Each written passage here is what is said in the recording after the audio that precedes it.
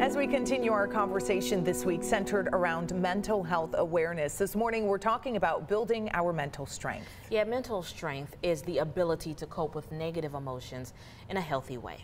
Texas Today's Barry Roy is live in studio this morning with more on how to do that. Good morning to you, Barry. Good morning to both of you. To build mental strength, you first have to be aware of your own mental health.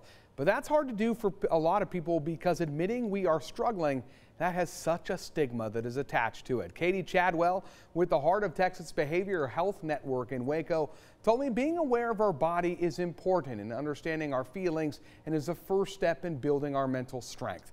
Different feelings have different physiological responses. For example, when we feel angry, we might notice our skin becomes flush, our muscles tighten, and our heartbeat picks up. But when we are confident, our heartbeat is normal and our muscles are relaxed. While it may seem redundant, Chadwell explained to me that to have a solid foundation to build off of is where we want to be, and it all begins and ends with us.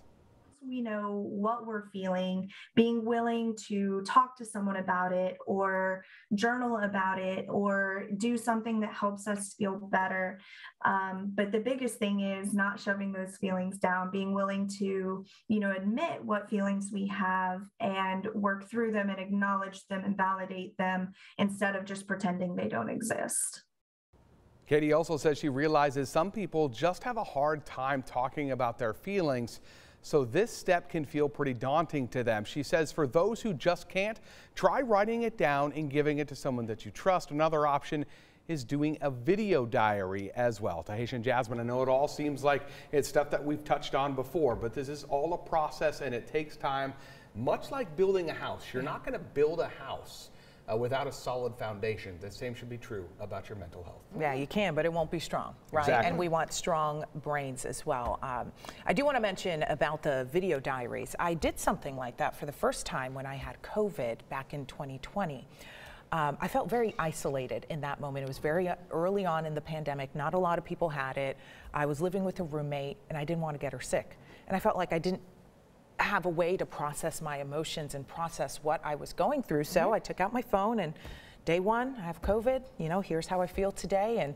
And a week later, I went back and kind of watched everything and I was like, okay, you're saying it out loud. It's okay to have these feelings.